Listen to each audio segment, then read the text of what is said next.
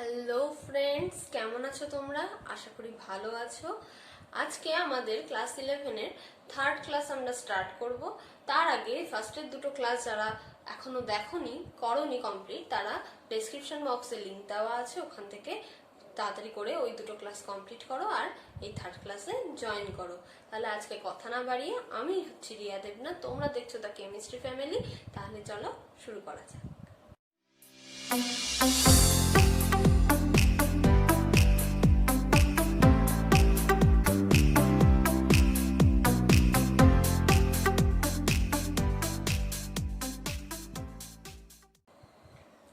তাহলে বন্ধুরা, আগের দিন আমরা লজ অফ কেমিক্যাল কম্বিনেশন গুলো পড়ছিলাম, কি তাই তো? তাহলে তার মধ্যে আমরা কি করেছি, লাস্ট লটা মানে গে-লুসাকের গ্যাস আয়তন সূত্রটা বাদ রেখেছিলাম। আজকে আমরা সেটাকে ভালোভাবে বুঝবো দেখে, তাই তো? তাহলে চলো শুরু করছি। গে-লুসাক, ফরাসি বিজ্ঞানী গে-লুসাক, উনি গ্যাসের একদম ভলিউম মানে আয়তন সংক্রান্তই একটা থিওরি আমাদের কাছে দিয়েছিলেন, যেটাকে আমরা পরে ল হিসাবে পড়ছি। তাহলে গে-লুসাকের ল অনুযায়ী কি বলছে, উনি বলছেন যে কোনো কেমিক্যাল রিয়াকশনের যে রিয়াক্ট্যান্ট গুলো, যেগুলো আমরা গ্যাসাস স্টেটে নিচ্ছি, যে রিয়াক্ট্যান্ট গুলো আমাদের গ্যাসাস স্টেটে থাকছে, সেই রিয়াক্ট্যান্ট গুলো সেম প্রেসার আর টেম্পারেচার দিলে তাদের যে ভলিউমে তারা রিয়াকশনটা করছে, সেই ভলিউমের যে রেশিওটা হবে, তাদের দুটো হোক বা তিনটে হোক, তিনটে এলিমেন্টও হতে পারে গ্যাসাস স্টেটে রয়েছে, তাদের মধ্যে যে রিয়াকশনটা হচ্ছে, তাদের যে ভলিউমের রেশিওটা হবে সেটা সিম্পল রেশিও হবে। ক্লিয়ার? আর কি বলছেন সাথে, এই যে রিয়াকশনটা হলো গ্যাসীয় মলিকিউলস গুলোর মধ্যে, রিয়াকশন হওয়ার পর যে প্রোডাক্টটা আমরা পাচ্ছি সেটাও যদি গ্যাসাস স্টেটেই থাকে, তাহলে বলছে যে বিক্রিয়াজাত মানে রিয়াক্ট্যান্টের সাথে প্রোডাক্টের যে ভলিউমের রেশিওটা থাকবে সেটাও সিম্পল রেশিওই হবে। যেমন একটা এক্সাম্পল দিয়ে বোঝাই, তাহলে বোধহয় ভালো করে বুঝতে পারবে। যেমন ধরো 2H2 প্লাস O2, তাহলে কি হয় 2H2O। এই রিয়াকশনটা আমরা জানি। তাহলে দেখো এখানে এই H2 সেটাও গ্যাস, O2 সেটাও গ্যাস, আর রিয়াকশনে তৈরি হয় এই যে H2O সেটাও রয়েছে গ্যাসাস স্টেটে মানে ভেপার স্টেটে। ঠিক আছে? তাহলে দেখো এখানে আমরা H2 গ্যাসাস স্টেটে নিয়েছি, এটার আয়তন আমি কত ভলিউম নিয়েছি, 2 ভলিউম। ক্লিয়ার? অক্সিজেন কত ভলিউম নিয়েছি, 1 ভলিউম, তাই তো? তাহলে দেখো প্রথম কথা অনুযায়ী কি, যদি দুটো বা তিনটে বা রিয়াক্ট্যান্টের মধ্যে যে কটা গ্যাসাস স্টেটে থাকা এলিমেন্ট আমাদের কাছে এখানে থাকবে, তাদের মধ্যে যে রিয়াকশনটা হবে, যখন রিয়াকশন হবে তাদের যে ভলিউমটা থাকবে সেটার হচ্ছে রেশিওটা কি হবে, সিম্পল রেশিও হবে। তাহলে এই দুটোই আমাদের গ্যাসাস স্টেটে রয়েছে, এই দুটোর মধ্যে আমরা সেম প্রেসার দেব, সেম টেম্পারেচার দেব। এটা কিন্তু মেন ক্রাইটেরিয়া এই থিওরিটা বা এই লটার ক্ষেত্রে, যে এদের ক্ষেত্রে কিন্তু এই তিনটের ক্ষেত্রেই কি হতে হবে, প্রেসার আর টেম্পারেচারটা কিন্তু সেম থাকতে হবে। তাহলেই একমাত্র এদের যে ভলিউম গুলোর রেশিও হবে সেটা সিম্পল রেশিও হবে। তাহলে এখানে ভলিউমের রেশিও হচ্ছে 2:1 রিয়াক্ট্যান্টের ক্ষেত্রে। এবার আসছি প্রোডাক্টের ক্ষেত্রে। প্রোডাক্টটাও দেখো আমরা গ্যাসিয়াস স্টেটে পেয়েছি, ভেপার স্টেট মানে গ্যাসিয়াস স্টেটেই আছে। H2O কে যখন আমরা গ্যাসিয়াস স্টেটে পাচ্ছি, এক্ষেত্রেও কিন্তু সেম টেম্পারেচার আর প্রেসার থাকছে। ক্লিয়ার? সেম টেম্পারেচার প্রেসার থাকছে। আর এখানে কয় ভলিউম হয়েছে, দেখো 2 ভলিউম হয়েছে। তাহলে যখন আমরা পুরো রিয়াকশনটা কনসিডার করছি, এখানে রিয়াক্ট্যান্ট আর প্রোডাক্ট সবই কিন্তু আমাদের গ্যাসিয়াস স্টেটে থাকছে। তাহলে আর এদের ক্ষেত্রে কি বলছি, সব কটারই same temperature and pressure present আছে। তাহলে লাস্ট কথা অনুযায়ী কি, প্রত্যেকটারই ভলিউমের রেশিও সিম্পল রেশিও হবে, মানে 2:1:2, একদম সিম্পল রেশিও। ক্লিয়ার হয়েছে ব্যাপারটা? আচ্ছা, এবার চলো দুটো পয়েন্ট একদম লিখে রাখো। কি লিখবে, গে-লুসাক ল এর ক্ষেত্রে কয়েকটা স্পেশাল ক্যারেক্টারিস্টিক্স দেখা যাচ্ছে। যেমন কি কি দেখো, এতক্ষণ ধরে মানে আগের ভিডিওতে আমরা কি পড়ছি, লজ অফ কেমিক্যাল কম্বিনেশনের বাকি 4টে ল পড়ে ফেলেছি। সেই লস গুলোতে যে সবকটার মেন কি দেখেছি আমরা, ক্যালকুলেট কি করেছি, মাসটাকে ক্যালকুলেট করেছি, যে ভরটা ছিল সেই ভরের ওপর ক্যালকুলেশন হয়েছে। এখানে যদি ক্যালকুলেশন সেই ভরের অনুযায়ী কি করা হতো, এটার ভর সাম করে এই ভরটা আসছে কিনা, সেইখান থেকে আমরা ভরের নিত্যতা সূত্র থেকে সবটা পড়েছি আমরা পুরোপুরি, সবকটাই ওজনের ওপর ডিপেন্ড করছে। কিন্তু একমাত্র গে-লুসাকের এই লটা যেটা কি ভলিউমের উপর ডিপেন্ড করেছে, এটা কিন্তু কোনো কিছুর মাসের ওপর বা ওজনটার ওপর কিন্তু ডিপেন্ড করেনি। ক্লিয়ার হয়েছে? আরেকটা পয়েন্ট তাহলে কি লিখবে, আরেকটা পয়েন্ট দেখো যে ডাল্টনের যে পরমাণুবাদ মানে ডাল্টনস অ্যাটমিক থিওরি, যেটা আমরা ঠিক এরপরে পড়ব, ডাল্টনস অ্যাটমিক থিওরি দিয়ে আমরা বাকি যে চারটে আগের ভিডিওতে পড়েছি লজ অফ কেমিক্যাল কম্বিনেশন, সেই চারটে লকে আমরা এক্সপ্লেন করতে পারছি ডাল্টনস অ্যাটমিক থিওরি দিয়ে। কিন্তু একমাত্র এই গে-লুসাকের লটা গ্যাসাস, যেটা ভলিউম অফ গ্যাসাস ভলিউমের কি করছি, এটা কিন্তু ডাল্টনের অ্যাটমিক থিওরি দিয়ে এক্সপ্লেন করা যাচ্ছে না। তার মানে এটা একটা এক্সেপশন, একটা ক্যারেক্টারিস্টিক্স। গে-লুসাকের যে লটা আমরা পড়ছি তার একটা ক্যারেক্টারিস্টিক্স হচ্ছে ডাল্টনের যে অ্যাটমিক থিওরি সেটা দিয়ে এটাকে এক্সপ্লেন করা যাচ্ছে না। ক্লিয়ার হয়েছে? নোট ডাউন করেছো? এবার আমরা এই গে-লুসাক ল এর উপর বেস করে দুটো নিউমেরিক্যালস এখনই সলভ করে ফেলবো। তাহলে নিউমেরিক্যাল স্টার্ট করছি আমরা। By decomposing 2 volume of O3 in same temperature and pressure, we get 3 volume of O2. When we heat the 40 ml of mixture of O3 and O2 and take it to the same pressure and temperature, the new volume becomes 42 ml. Find out the volume percentage of O3 from this gas mixture. তাহলে কি বলছে আমাকে, যখন দুই আয়তনের আমরা ওজনকে decompose করছি মানে বিয়োজন করে ফেলছি, তখন ওই সেম টেম্পারেচার আর প্রেসারে আমরা 3 আয়তন অক্সিজেনকে পাচ্ছি। ঠিক আছে? তারপরে বলছে আমরা 40 ml এর একটা অক্সিজেন আর ওজনের মিক্সচার নিয়েছি, দুটো গ্যাসের একটা মিক্সচার নিয়েছি, সেটার ভলিউম হচ্ছে 40 ml নিয়েছি। তাহলে সেটাকেও হিট করলে ওই সেম প্রেসার আর টেম্পারেচারে নিয়ে গেলে কি হচ্ছে, একটা নতুন ভলিউম পাওয়া গেল, সেটা 40 ml থেকে কোথায় চলে এলো, 42 ml। ক্লিয়ার? তাহলে সেখান থেকে এবার বলছে যে find out the volume percentage of O3 from this gas mixture. তাহলে এই যে 40 ml গ্যাস মিক্সচারটা ছিল তার মধ্যে ওজনের কত পার্সেন্ট ওজন ছিল সেটা আমাদের বার করতে হবে। তাহলে কি বলছে, ফার্স্টে যখন ডিকম্পোজ করছি তাহলে ওজন আর অক্সিজেনের তখন ভলিউমের রেশিও আমি কত বলতে পারি, 2:3, 2 ভলিউম, এটা বিয়োজন হয়ে O2 তৈরি হবে, তাহলে 2:3। ঠিক আছে? এবার কি বলছে, 40 ml মিক্সচার নিয়েছি O3 আর O2, তাহলে আমি ধরে নিচ্ছি লেট কনসিডার করছি O3 এর অ্যামাউন্ট হচ্ছে x ml ওই মিক্সচারে। ঠিক আছে? তাহলে O2 কতটা থাকলো, 40 - x ml, এটা হচ্ছে O2 এর অ্যামাউন্ট ওই মিক্সচারটাতে। ক্লিয়ার হয়েছে? এবার দেখো আমি এটা বলতেই পারি এই রেশিওটা দেখে যে 2 ml অফ O3 আমি যদি ডিকম্পোজ করি তাহলে আমি 3 ml O2 পাবো, তাই তো? 2 ml ডিকম্পোজ করলে আমি 3 ml O2 পাবো। তাহলে x ml কে যদি আমি ডিকম্পোজ করে দিই, ডিকম্পোজ কি করে করছি, এই যে আমাকে বলেছে এখান থেকে সেম টেম্পারেচার প্রেসারে নিয়ে যেতে হবে, হিট দিতে হবে, এই যে হিট দিয়েছি আমি, হিট দেওয়া মানে কি, ওজনটাই তো ডিকম্পোজ হয়ে যাবে কিসে, অক্সিজেনে। ক্লিয়ার?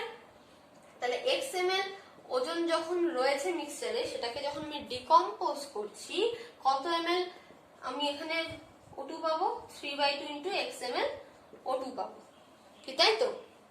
তাহলে এবার বোঝো বিষয়টা, মিক্সচারের ফার্স্টেই ছিল এত ml O2 মিক্সচারে প্রেজেন্ট ছিল, তারপরে কি করলাম, মিক্সচার এটাও প্রেজেন্ট ছিল, যেই আমি হিট দিলাম ডিকম্পোজ করলাম, যেইটুকুনি ওজন বাকি ছিল সেটুকুনি ডিকম্পোজ হয়ে O2 তে চলে গেল।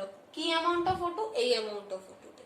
তাহলে এখন এই যে নিউ মিক্সচারটা ভলিউমটা পেয়েছি আমি 42 ml, তার মানে তার মধ্যে কি আছে, ওজন তো ডিকম্পোজ করে গেছে, যা অক্সিজেন ছিল তার সাথে আরো এই অক্সিজেনটা এসে জুড়লো, তার মানে এই 42 ml টা কিসের জন্য, এই অক্সিজেন আর এই অক্সিজেনের ভলিউমের সাম হচ্ছে 42 ml।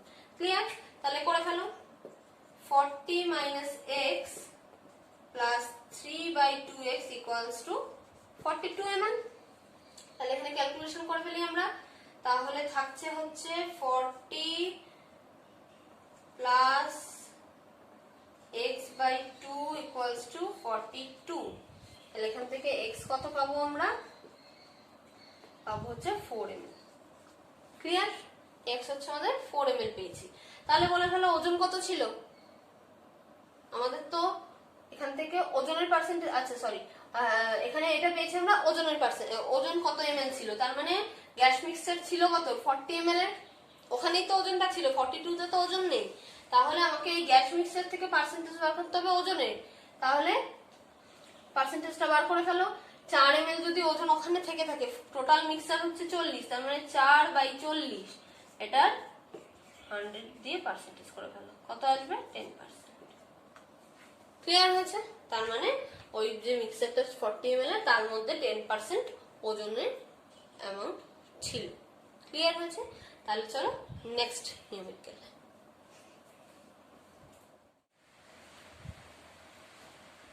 সো সেকেন্ড নিউমেরিক্যাল কি দিয়েছে? What is the volume of O2 with which 100 ml of carbon monoxide explosion in same temperature and pressure and totally transform into CO2. Find out the volume of CO2 in same temperature and pressure.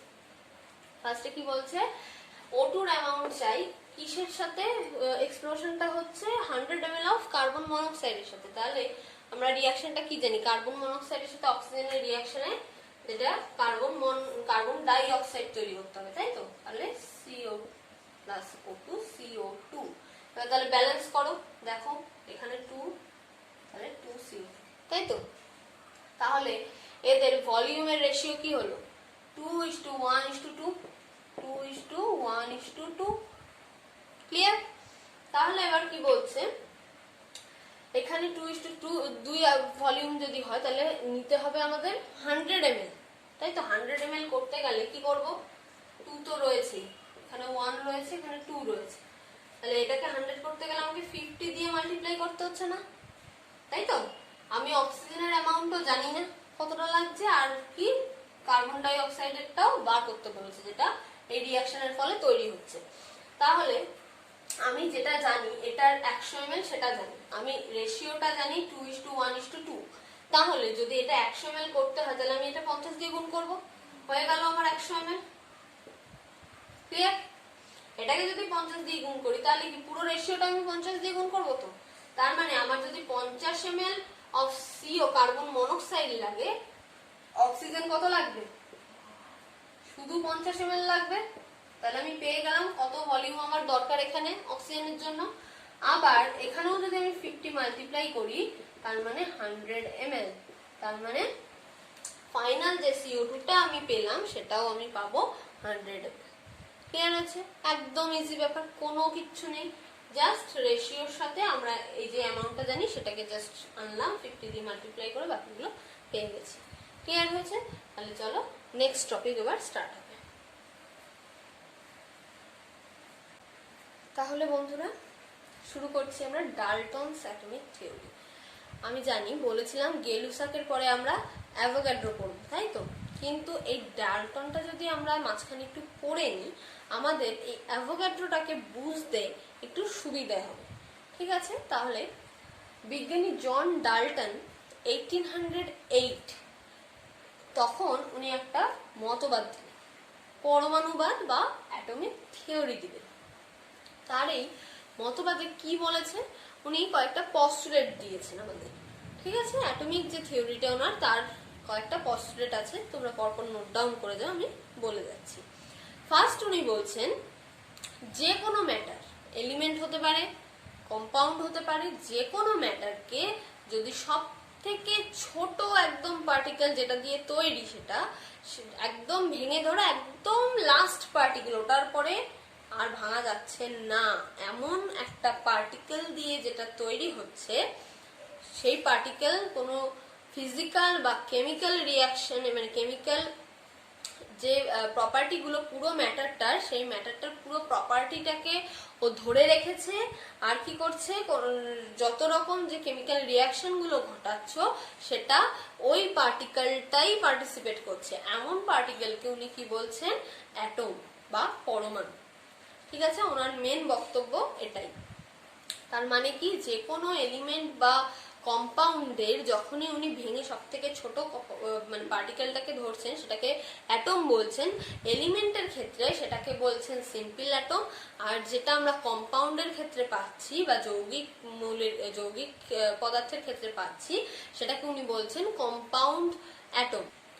এটা গেল একটা point.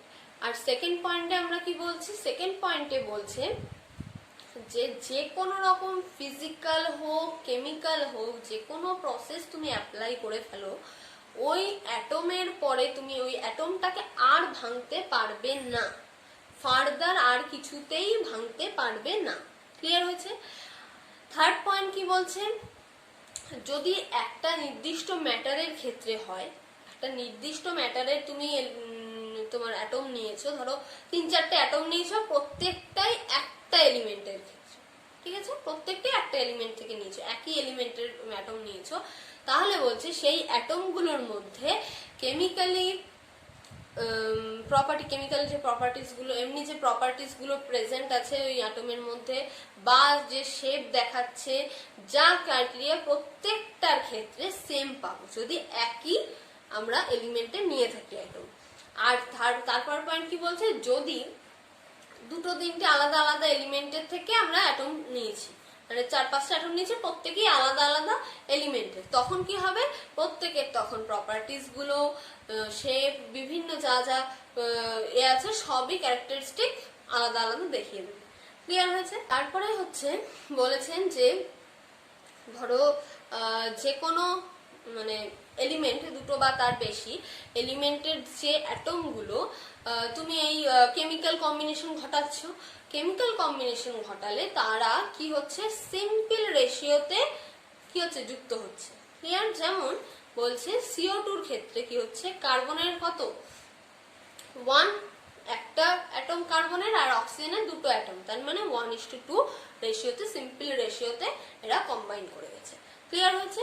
আরেকটা last কি বলছে, অ্যাটমকে ধ্বংস করা যায় না বা অ্যাটমকে সৃষ্টিও করা যায় না। চাইলেই আমি অ্যাটমকে সৃষ্টি করে দিলাম আমার ল্যাবে বসে বসে, হবে না। বোঝা গেছে? অ্যাটমকে যেমন আমি সৃষ্টি করতে পারবো না, তেমন ধ্বংস করতেও পারবো না। বোঝা গেছে? একটা ছিল ওনার পস্টুলেটস। একটা বুঝতে পারলেই এরপরে আমরা যখন ফার্দার এগোচ্ছি অ্যাভোগাড্রোর দিকে, কি পস্টুলেট থেকে কি হয়েছে, কি ইভলিউশন ঘটেছে, সেটা আমরা ভালো করে ধরতে পারবো। ক্লিয়ার হয়েছে? এবার আমরা লিমিটেশনস পড়ব। এনার কাছে কিছু লিমিটেশনস পাওয়া গেছে দেখেই এরপরের সে থিওরিটা আমরা অ্যাকসেপ্ট করব। তাহলে এখান থেকে আমরা কি কি লিমিটেশনস বা ত্রুটি পেয়েছি বা সীমাবদ্ধতা। দেখো, ফার্স্টের পয়েন্টে যেটা আমি বললাম, পস্টুলেটে কি বললাম, যে এলিমেন্ট থেকে যদি সব থেকে ক্ষুদ্রতম কণাটা আমরা খুঁজে পাচ্ছি সেটাকে আমরা সিম্পল অ্যাটম বলেছি, আর যখন কম্পাউন্ড থেকে খুঁজে পাচ্ছি তখন আমরা কম্পাউন্ড অ্যাটম বলছি, মানে ডাল্টনের কথা অনুযায়ী তাই।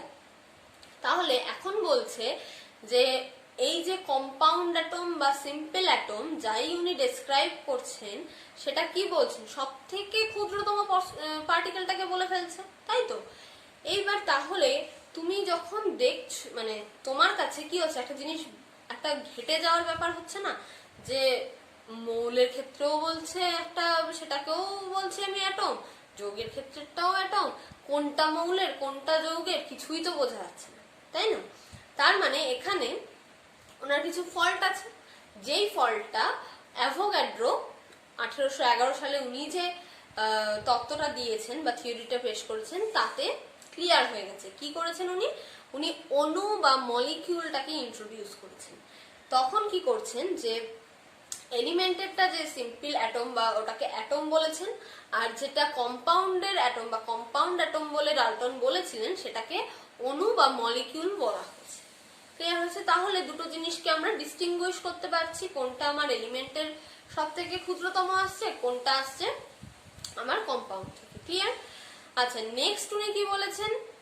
ডাল্টন বলেছেন যে পরমাণুকে আর ফার্দার ভাঙা যাবে না, পরমাণুকে অবিভাজ্য বলেছেন, তাই তো? কিন্তু তোমরা এর আগেই পড়ে ফেলেছো, কি পড়েছো? পরমাণুকে ভাঙলে কি কি পাওয়া যায় বলে ফেলো। ইলেকট্রন, প্রোটন আর নিউট্রন পেয়েছো। এরপরে আরো অনেক কণা অস্তিত্ব পাওয়া গেছে। তার মানে কি হলো? ওনার এই পস্তুলেটটাও ভুল দেখা গেল, পরমাণুকে তো ভাঙা গেল। ক্লিয়ার হয়? আরেকটা পয়েন্ট উনি কি বলেছিলেন? যে পরমাণুকে সৃষ্টি বা ধ্বংস করা যায় না, কিন্তু এখন যে নিউক্লিয়ার রিয়াকশন গুলো হচ্ছে ল্যাবে, সেখানে একটা এলিমেন্টের অ্যাটমকে কৃত্রিম ভাবে অন্য একটা এলিমেন্টের অ্যাটমে পুরোপুরি চেঞ্জ করে দেওয়া পসিবল হয়েছে। ক্লিয়ার? ফোর্থ উনি কি বলেছেন? যে একই যখন এলিমেন্টের তুমি কি নিচ্ছ, অ্যাটম গুলো নিচ্ছ, তাদের ভর, সাইজ, তারপরে বিভিন্ন প্রপার্টিজ গুলো কি হবে? সেম থাকবে।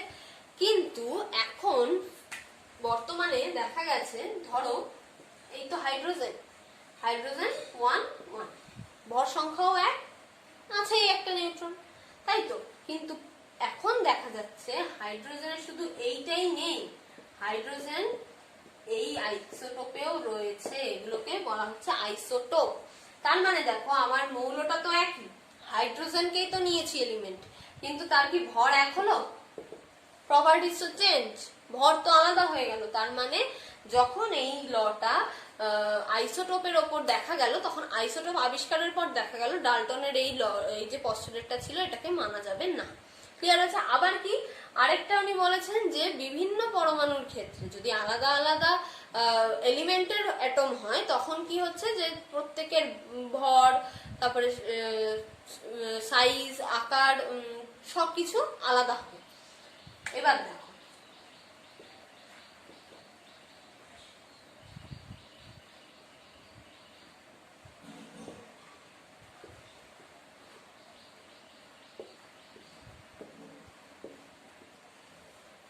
এটা হলো আর্গন, এটা হলো ক্যালসিয়াম। দেখো তো দুজনের ভর সংখ্যা সেম কিনা? সেম তো। দুটো আলাদা এলিমেন্টের পরমাণুকে নিলেও দেখা যাচ্ছে তাদের ভর সংখ্যা সেম আসছে। এখন এই জিনিসটা হচ্ছে আইসোবার। ক্লিয়ার? আইসোবার তার মানে আবিষ্কারের পর ডাল্টনের ওই পস্তুলেটটাকেও আমাদের কি করতে হবে? ভুল বলে জানতে হবে। ক্লিয়ার হয়েছে? আরেকটা উনি বলেছেন, যৌগ যখন মানে কম্পাউন্ড যখন তৈরি হচ্ছে, বিভিন্ন এলিমেন্টের যে অ্যাটম গুলো তারা পূর্ণ সংখ্যার সরল অনুপাতে যুক্ত হবে। ক্লিয়ার? কিন্তু প্রোটিন, স্টার্চ, সেলুলোজ এগুলো কি পূর্ণ সংখ্যার সরল অনুপাতে যুক্ত হলেও অনুপাতটা সরল নয়। ঠিক আছে? আর বার্থেলোডীয় যে কম্পাউন্ড গুলো পাওয়া যাচ্ছে, তাদের ক্ষেত্রে একদমই এই রুল ফলো করছে না, কোনোভাবেই একদম সিম্পল রেশিও নেই। যখন আমরা আগের দিন স্থিরানুপাত সূত্র পড়ছিলাম, তখন নন স্টয়চিওমেট্রিক কম্পাউন্ডের এক্সাম্পল এটা করিয়েছিলাম না?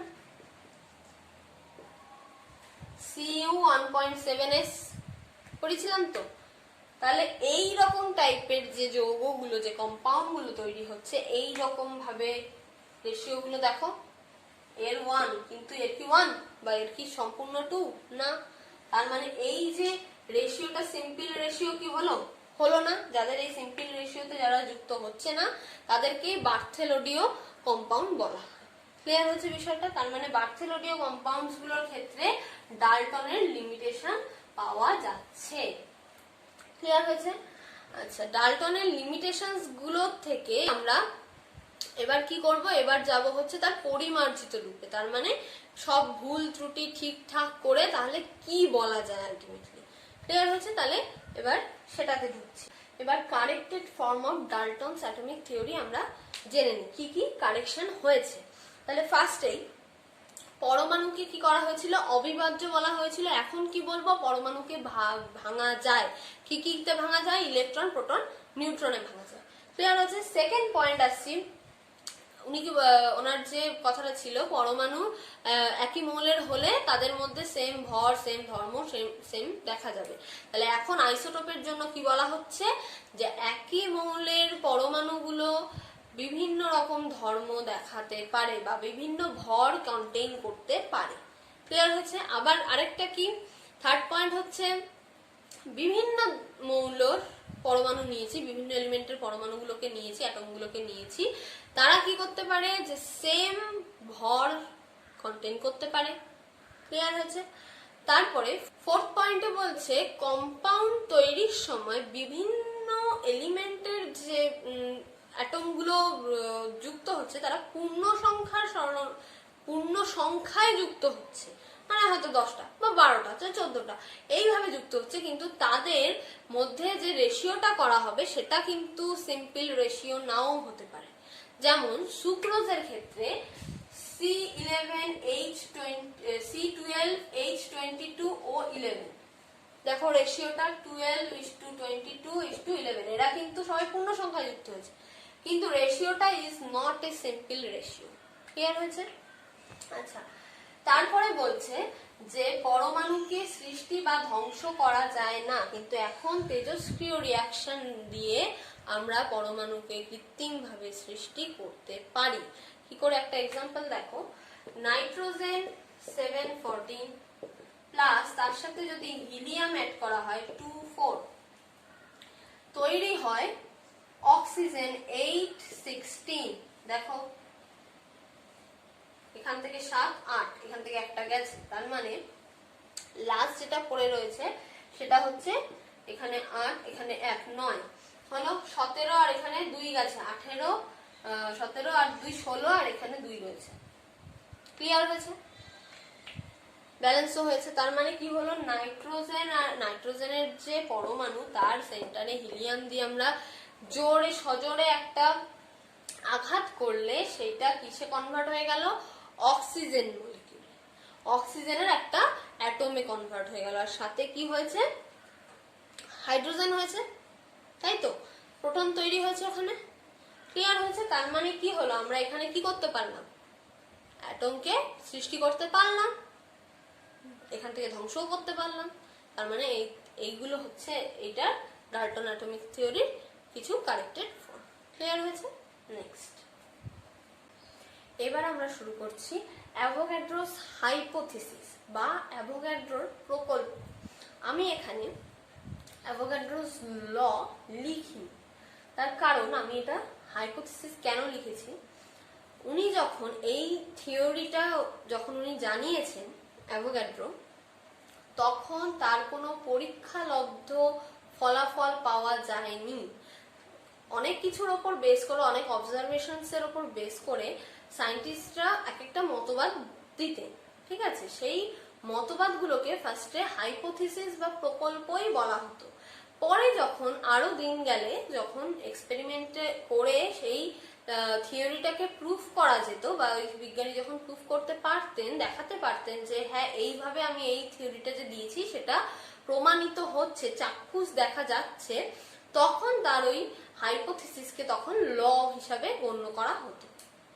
কিন্তু অ্যাভোগাড্রোর ক্ষেত্রে কি হয়েছে, অ্যাভোগাড্রো নিজে ওই থিওরি দেওয়ার পর থেকে কোনোভাবেই সেটাকে পরীক্ষালব্ধভাবে প্রমাণ করতে পারেননি বা দেখাতে পারেননি যে উনি যে প্রকল্পটা বা উনি যে থিওরিটা দিয়েছেন ওটা একেবারে থিওরিটিক্যালের থেকে প্র্যাকটিক্যাল ভ্যালু আছে, তা দেখানো যায়নি, দেখে এটাকে হাইপোথিসিস বলা হয়। ইভেন এখনো পর্যন্ত ওনার এই মন্তব্য যেটা উনি একদম বলেছেন ওনার হাইপোথিসিসে, সেটা একদম কেউ ডিরেক্টলি প্রুফ করতে পারেনি, তাই হাইপোথিসিস বলা হচ্ছে এখনো। কিন্তু আবার কোন কোন বইয়ে দেখবে যে অ্যাভোগাড্রোস ল বলা হয়। তার কারণ কি, বর্তমানে বিভিন্ন রকম যে এক্সপেরিমেন্ট হচ্ছে, সেটাকে ধরো অ্যাভোগাড্রোর যে এই হাইপোথিসিস তার উপরে বেস করে কিছু ক্যালকুলেশনস করা হয়েছে। ধরো এমন ভাবে ক্যালকুলেশনটা হয়েছে যে ওনার এটাকে ট্রু ধরে এগোনো হয়েছে, তাতে যে রেজাল্টটা আসছে সেটাকে প্র্যাকটিক্যালি করে দেখা গেছে যে প্র্যাকটিক্যালি করলে তার কোনো অমিল হচ্ছে না। তার মানে ডিরেক্টলি এটা মানে পরীক্ষা করে প্রুফ না হলেও ইনডিরেক্টলি অন্য এক্সপেরিমেন্টের মাধ্যমে কিন্তু এটা প্রুফ হয়ে যাচ্ছে যে উনি যে হাইপোথিসিসটা দিয়েছেন সেটা কোনোভাবেই ভুল কিছু নয়। তাই এখন এটার যা গুরুত্ব, এটার যা ইম্পর্টেন্স, সেটা একটা ল এর মতন ইম্পর্টেন্স। তাই এটাকে এখন অ্যাভোগাড্রোস ল বলা হয়। ক্লিয়ার হয়েছে? আচ্ছা, অ্যাভোগাড্রোর হাইপোথিসিস অনুযায়ী উনি কিছু মতবাদ দিয়েছেন। কি কি দিয়েছেন? উনি ওই যে আমরা আগেই ডাল্টনের লিমিটেশনসেই পড়ে ফেলেছি, কি উনি অণুকে বা মলিকিউলকে ইন্ট্রোডিউস করেছেন। কোনো কম্পাউন্ডের যখন অ্যাটমের কথা আছে, কম্পাউন্ডকে ভেঙে যখন সব থেকে ছোট পর্যায়ে নিয়ে যাওয়া হচ্ছে, সেটাকে উনি অ্যাটম না বলে তখন মলিকিউলস বলেছেন। ঠিক আছে? আর কি বলেছেন? এই অণু বা মলিকিউল হচ্ছে ফ্রি, একদম ইন্ডিপেন্ডেন্ট, আর যেভাবে নিজের মতন মানে সে চলাফেরা যাই হোক, সে ইন্ডিপেন্ডেন্ট একদম, তার উপরে কোনো রকম ফোর্স কাজ করছে না। আর কি সব রকম মানে যে এলিমেন্টের বা যে কম্পাউন্ডের মলিকিউল, সেই তার ঠিক প্রপার্টিজ গুলো এই মলিকিউলের মধ্যে দেখা যায়। আচ্ছা, থার্ড কি বলছেন? থার্ড বলছেন হচ্ছে যে অ্যাটম গুলো, কোনো এলিমেন্টের যে অ্যাটম গুলো আমরা পাচ্ছি, সেই অ্যাটম গুলোকে উনিও অবিভাজ্যই বলছেন। উনিও ওটাকে ডাল্টনের কথা অনুযায়ী মেনে নিয়েছেন। আর কি বলেছেন?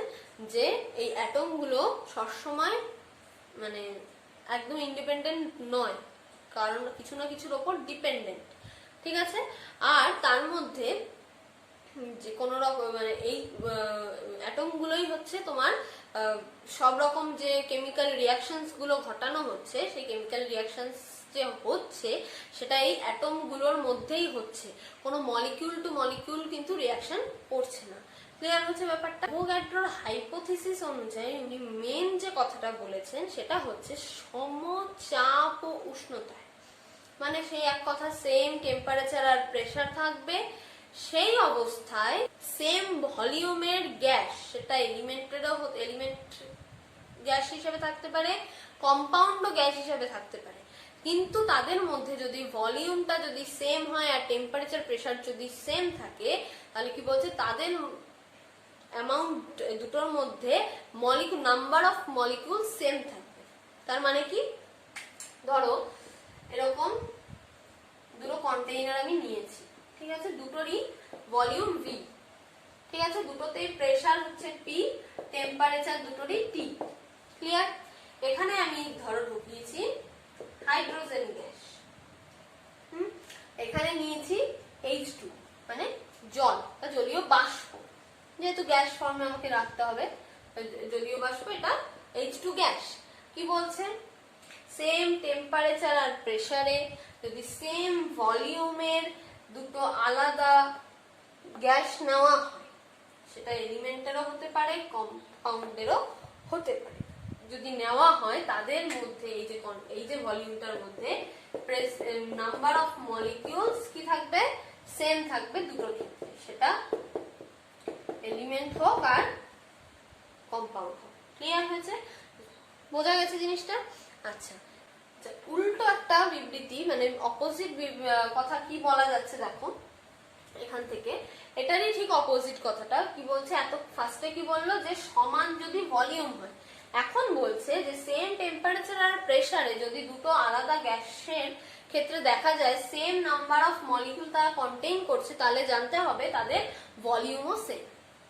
বোঝা গেছে? তাহলে সোজাটা হচ্ছে ফার্স্টে ভলিউমটাকে আগে জানি, তাই নাম্বার অফ মলিকিউল সেম হবে। এখন কি বলছে? নাম্বার অফ মলিকিউল যদি সেম হয় তাহলে ভলিউমও সেম হবে। বোঝা গেছে? ক্লিয়ার হয়েছে? আচ্ছা, তাহলে বন্ধুরা আজকে এই পর্যন্তই থাকলো। নেক্সট আশা করি আর একটা কি দুটো ভিডিওতেই আমাদের এই ফার্স্ট চ্যাপ্টার আমাদের কভার হয়ে যাবে, কমপ্লিট হয়ে যাবে পুরোপুরি। কোনো রকম যদি কোনো কোয়ারি থাকে তাহলে কমেন্টে জানাতে পারো, বা দা কেমিস্ট্রি ফ্যামিলি এই ফেসবুক পেজটাকেও ফলো করতে পারো, ওখানেও আমার সাথে যোগাযোগ করতে পারো। আর যদি ভিডিওটা ভালো লেগে থাকে তাহলে একটা লাইক করো, বন্ধুদের মধ্যে খুব খুব খুব শেয়ার করো, চ্যানেলটা সাবস্ক্রাইব করতে ভুলো না, বেল বাটনে ক্লিক করে দিও যাতে সমস্ত নোটিফিকেশন তোমাদের কাছে চলে যায়, নতুন ভিডিও আপডেটেড। আর এই দুটো ভিডিও তোমরা আগে দেখে নিতে পারো যদি কোনো কনফিউশনস থাকে। তাহলে আজকের জন্য টাটা।